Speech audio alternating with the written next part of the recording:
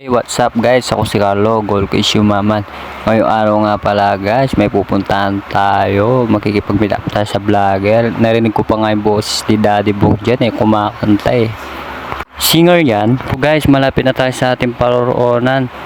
Kaya tara guys, samahan ninyo kami. Kaya abang hinihintay namin sila dyan, isang oras yung biyahe nila papuntang Mabalacat. Ang layo kasi guys Bataan pa yung meet up namin. Kaya nagaya si Jowa na mag-chowking muna kami. Ayan guys, nag-chowking kami doon at nag-halo-halo. Ang sarap, yummy.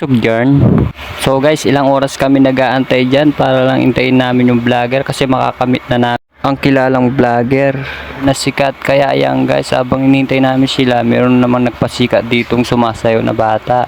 Kaya yun, binigyan namin ni Jowa, naawa kami kawawa kasi sila guys. Parang may talent naman guys. Di naman sila mukhang mababait naman sila guys. Tampa nga nila akong moves dyan guys. Yung sama ka diri, sa diri, am diri. Mukhang napasaya ako ng mga batang to. Ang babait kasi Naway sana gabayan kayo ng ating sa itaas. Kaya ingat-ingat kayo mga bata.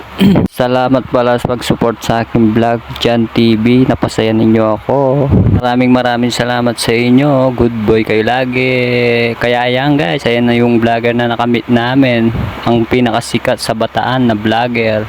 Orani Bataan pa yan guys, kung saan ako pinanganak. Doon kasi ako pinanganak sa Orani guys. Kaya ayan guys, makikita nyo sila siyempre ayan, binigay na ni Jowa yung cellphone sa vlogger. Kaya yan, chinek naman ni vlogger. Hindi naman niya kukunin kung di niya chinek yan nagbayar na di pa pala binayad. Siyempre check muna niya.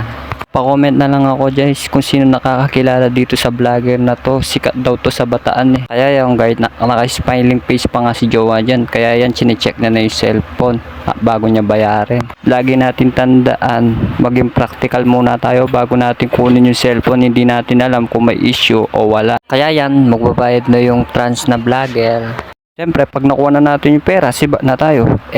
Wag ganun. Kailangan maging patas din tayo guys. Kaya siyempre, shoutout kay Camille Diabot, shoutout kay Eva Diabot, ang nanay kong masipag. Kaya hanggang dito na. Paano ba yan? Short video muna tayo.